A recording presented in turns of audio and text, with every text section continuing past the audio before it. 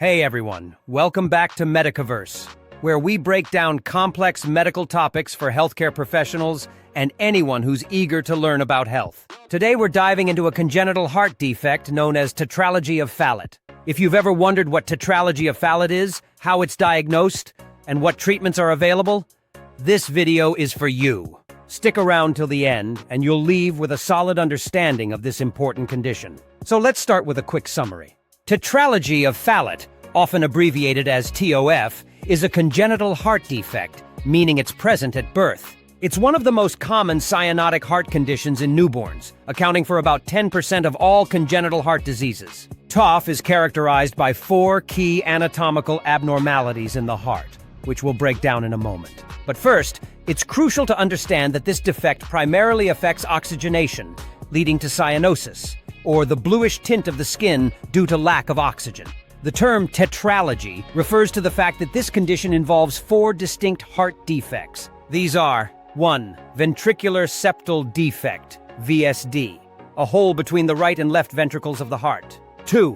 Pulmonary stenosis, a narrowing of the pulmonary valve which restricts blood flow from the right ventricle to the lungs. 3.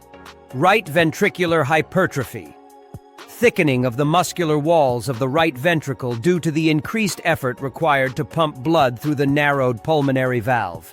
4. Overriding aorta. The aorta is positioned directly above the ventricular septal defect, receiving blood from both ventricles rather than just the left. Together, these defects lead to a mix of oxygenated and deoxygenated blood being pumped into the body, causing the classic symptoms associated with TOF. Now, how does Tetralogy of Fallot present itself? The most notable symptom is cyanosis, especially when the baby cries or is active. This happens because the body isn't getting enough oxygen-rich blood.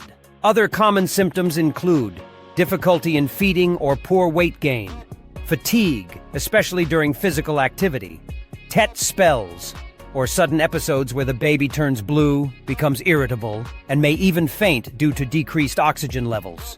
In older children and untreated cases, clubbing of the fingers and toes can develop as a result of chronic low oxygen levels. Diagnosing Tetralogy of Fallot often begins with clinical signs like cyanosis or a heart murmur, detected through routine newborn exams. Here are the key diagnostic tools used. 1. Echocardiogram. Echo. This is the primary diagnostic test. 1. It uses ultrasound to visualize the heart and confirm the 4 defects of TOF. 2. Chest X-ray. Often this shows a characteristic boot-shaped heart, a result of the right ventricular hypertrophy. 3. Electrocardiogram, ECG. Helps to assess any abnormalities in heart rhythm and further evaluate right ventricular hypertrophy. 4. Pulse oximetry. Measures the oxygen saturation in the blood and can help detect reduced oxygen levels, a hallmark of TOF. 5. Cardiac catheterization. Sometimes used for more detailed imaging, especially if surgical correction is being planned. The good news is that Tetralogy of Fallot is treatable. However, it requires surgical intervention, typically early in life.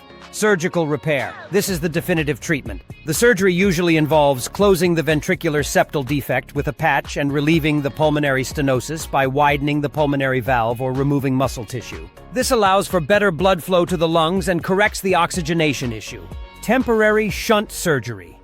In some cases, if the baby is too small or unstable for full repair, a temporary procedure may be done to improve blood flow to the lungs until they're ready for complete surgical correction. After surgery, most children live relatively normal lives, although they will need regular follow-ups with a cardiologist. In some cases, additional procedures may be required as the child grows. Here's what everyone should be aware of when it comes to Tetralogy of Fallot.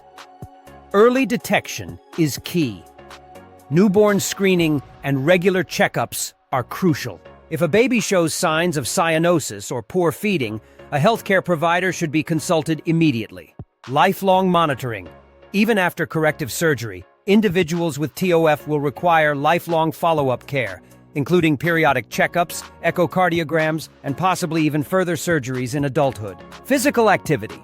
Children who have had TF surgery can usually lead normal, active lives, but some may have exercise restrictions depending on their individual condition.